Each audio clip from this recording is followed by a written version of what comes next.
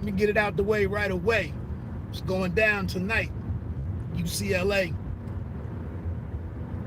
Two Blues, actually. The UCLA Bruins and University of Michigan Wolverines for the right to go to the Final Four.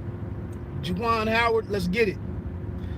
Hey, man, I got to go in to the office. So that's the only reason I'm on here twice. But it's cat Jordan Maldonado, fiery dude. But New York as they come, just a solid dude, speaks honestly, factually. But I don't know if you know him, but he's the trainer for Amanda Serrano, head trainer. I've seen dude a couple times, been in the building with him once or twice. He's always, he's outspoken, obviously, stand up for his fighter. I love the way that he interacts and guides and cares and coaches Amanda Serrano. And he was on Sirius XM, the Fight Nation channel, on today's Akin Barak show. And I'm just, man, you don't get a lot of straight shooters. You don't get a lot of a lot of honesty. And we're in a moment where just because you speak the truth or you keep it in a buck, you keep it a buck, it's somebody look at it as hating. And couple things that he talked about. I ain't gonna give it all away. I would just suggest, because I'm not trying to take anything away from Akin Barak, but go check out the interview between them with Jordan Maldonado and Amanda Serrano. Go listen to the interview. It's good. It's good boxing. It's great boxing talk. But he gets into the conversation towards the back end of it. And he was talking about, they got on to just promoting women's boxing and how women's boxing can continue with its, to capture and gain momentum and so on and so forth.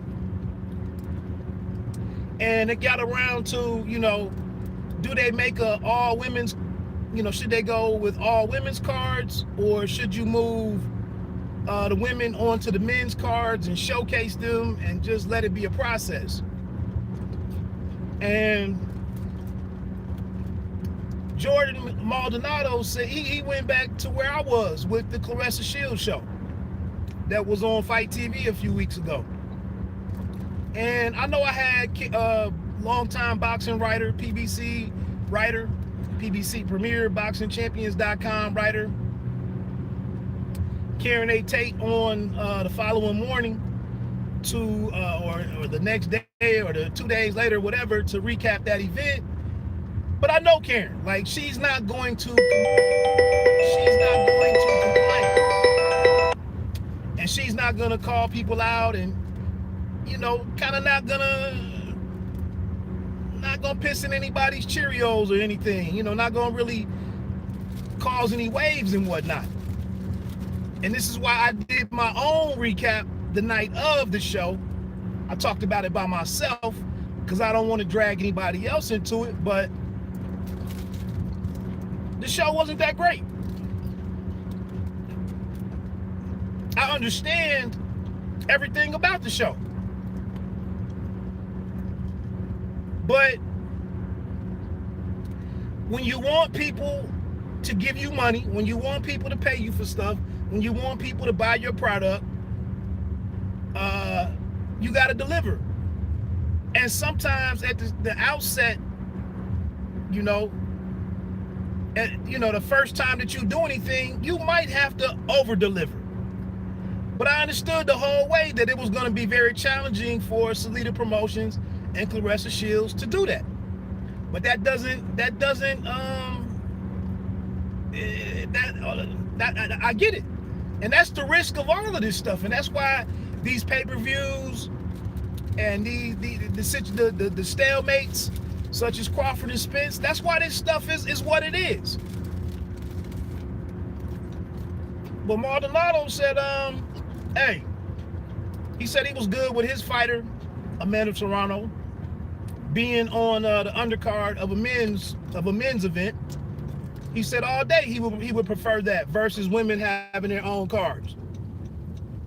And he said if you looked at the Claressa Shields show, he said all it, and I'm paraphrasing, but he said basically you just inviting criticism and like excessive criticism, because people come to hate, people come to complain, people come to tear down, bash, and whatnot, and they don't always know a lot of the facts.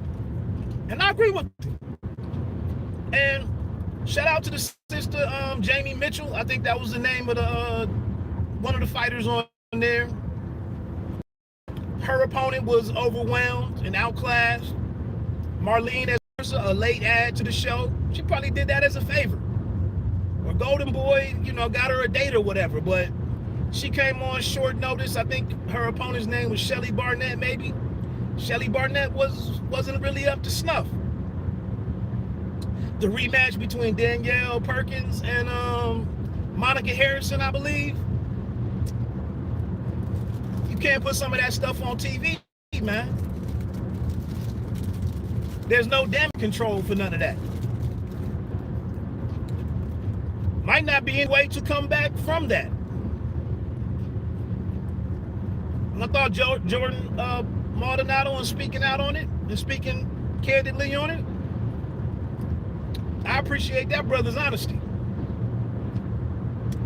I gave them my $30 that night because I knew I was trying to support the movement. I'm not always trying to support everybody's movement. Keep it 1,000. I'm not always trying to support everybody's movement. Hence, or ergo, I didn't buy Spence's last fight against Danny Garcia. You're gonna have to let the rest of the people pay you for that one, bro. Like, I did the Mikey Garcia fight when I knew what the outcome of that fight was gonna be. I broke down and did and bought the fight against Porter, and I praised Porter for making that card, making that fight worth my money and worth me having confidence in those two dudes to deliver. Because when it was made, I wasn't in that boat. I wasn't in that boat. So getting down the road when Claressa goes pay-per-view, all right, sis, I'm trying to support you. And I'm throwing this money away knowing the value ain't there, is that it's not going to be worth my time. But you can't do that every time. Anybody with a service or a product, you can't do that. You can't do that every time. Can't be, can't be 1 out of every 3 times, pretty much. But I like what Maldonado had to say. Getting to it though.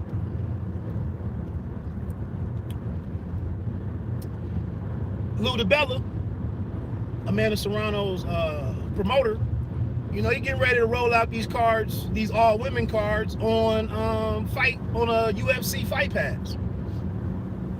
I think the first one is going to be Heather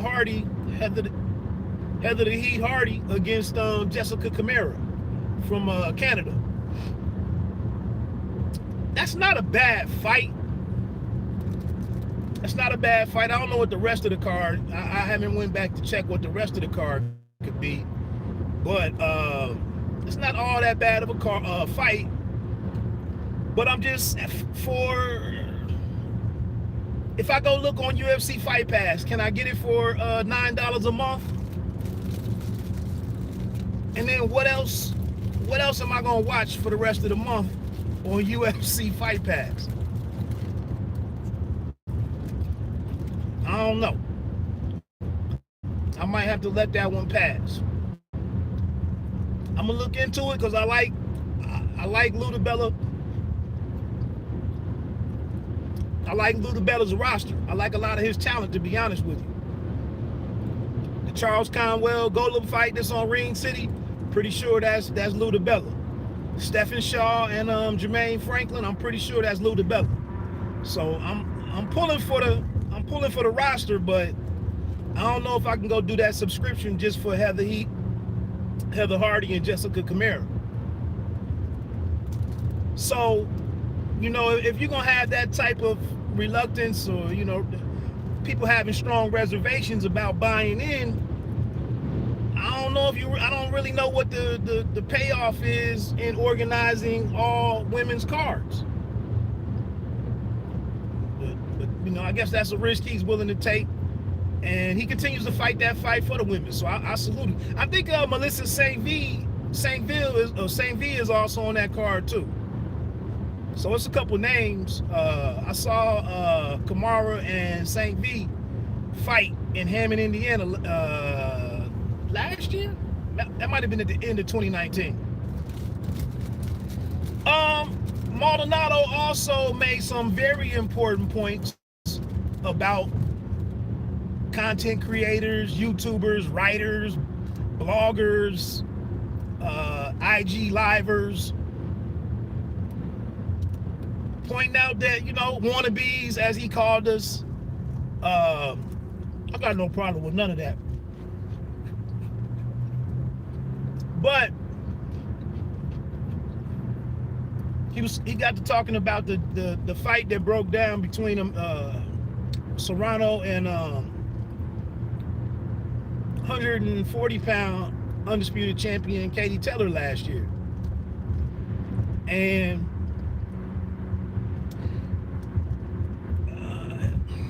he, all honesty, all factual, you know, although we didn't see he said he had a contract that he could provide if necessary, but he just said the basics of it was that they tried to bully Team Serrano with the fight for them to fight over in Manchester to face Katie Taylor. And he said, you know, they just had to do what they had to do.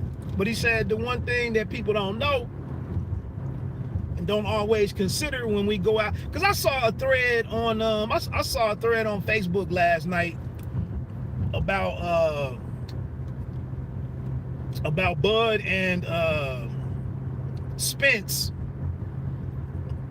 Honestly, I don't know why people continue to participate in those debates, and I don't know. I guess I'm no better because I read them, or read some, I skim them. But when it comes to the finances, man, and this is what's a very bad look for Top Rank and Bob Arum when it came to that Teofimo situation.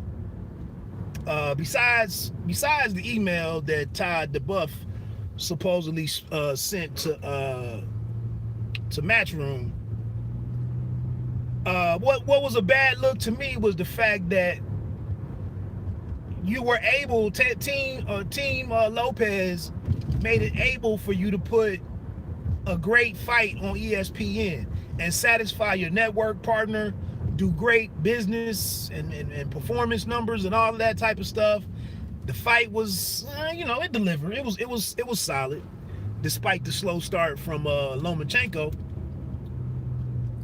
But the kid allows you to do all of this by going out there, and he had to argue for more money there, but they did it. And then they come back needing, you know, the next fight, and you don't want to pay this man. And this isn't even the same as a fighter making some inflated and ballooned up demand that's unrealistic. The part that the detail that becomes inarguable is the fact that this man picked up three more titles to go along with his one title, and now has to pay these sanctioning fees for any title defenses, you know, times 4. It's 3% for each organization. I've heard that's negotiable, but that's neither here nor there. But I'm just saying, you know, you got the fight, you got this new young guy, you have good business and good opportunities to go explore because of what he's done, and you don't want to share in that. Like, how freaking how much do you have to win? How unfair can you be? So that was the detail, and that's what Jordan Maldonado was speaking to is, and it's easy to look at the situation with the kid, with Teofimo. Like, what Jordan Maldonado said is his fighter needed to make it out of the Katie Taylor fight. She needed to make it out of the arena, or after all the cuts are taken away, he needed his fighter to have a clean 250K. And you really just keep it that simple. Like, I understand all, I may not understand all the details and the clauses and the terms and all that other shit. But what I do need is, when all the dust settles, I got a number in my mind that I got to walk out of that building with. And that's real shit. Shout out to Benny the Butcher and Big Griselda and all of that shit. That's real shit. And it's got to be great when you in things where the business is simple. All I need to do is, when I leave the building, when I put my sweatsuit back on and my team sweatsuit back on, I just need the final number to be what I need it to be. That's it. So, again, with Teofimo going into the Kambosos fight,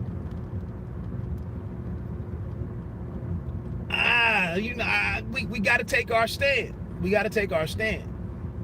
So that was a bad fumble, in my opinion, by Bob Arum and Top Rank to turn that relationship upside down when they were in the wrong on that one. You got to have some L's. Damn, you got to take some L's. But anyway, yeah, back to Jordan Maldonado, the Block M. Speaking of M's, I just thought dude was fascinating, man. He was very open and spoke some truth, man. And I just, again, you watch these fights week to week, and everything you say is not being critical necessarily, or unnecessarily critical, or unfairly critical of some of these fighters. Some of this stuff, to talk about it, to cover it and report it, you gotta tell people that the baby is ugly sometimes. And that's kind of where, I got a little cool on the whole Claressa Shields thing after that fight, because it's like,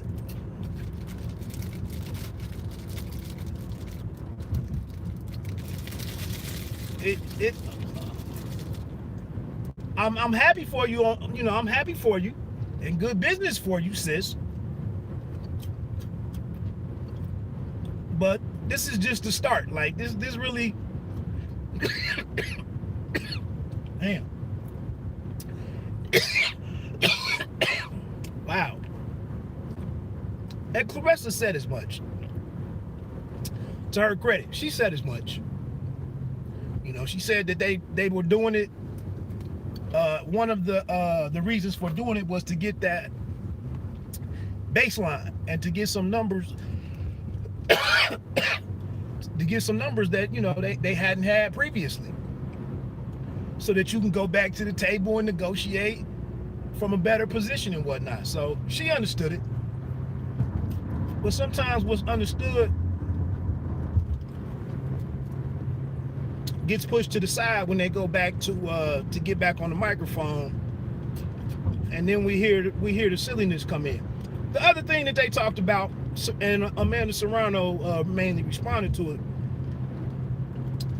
was that the pound for pound list that was recently put out. I believe it was on Ring. It may have been one that popped up on ESPN. And maybe it's ESPN's for the women, but they had Katie Taylor 1, Claressa Shields 2, Jessica McCaskill 3, and Amanda Serrano 4. The discussion was that I guess on the post, whether maybe it was on Instagram, I guess on the post, and I saw this where Claressa and Amanda Serrano were talking. I think Claressa said that Amanda Serrano should be higher, or that she should be in front of above Jessica McCaskill. And I think and then they got to talking about both of them should be number one, or the other said the other should be. That's great. That's great camaraderie and all of that type of stuff. Shouldn't be any animosity between them and whatnot. I agree with that. But and I'm with them. Like I said earlier, I think McCaskill does have the historic the win that's historically relevant or whatever. But the better looking fighter, not physically looks, but stylistically, the more dominant, the more impressive fighter to me has out of all of them really has kind of been Amanda Serrano. But again, the thing is for all of these fighters to continue to get opponents that make it worth it, and keep and advance the game forward and whatnot. So it is what it is. Let me go in here and knock this out, man. I had to come in here I needed to sign something versus, you ever try to do an electronic signature from the house and it's not something mortgage related where it's set up for that? Everything is more difficult than what it needs to be. Hey, have a phenomenal night and go blue. Peace.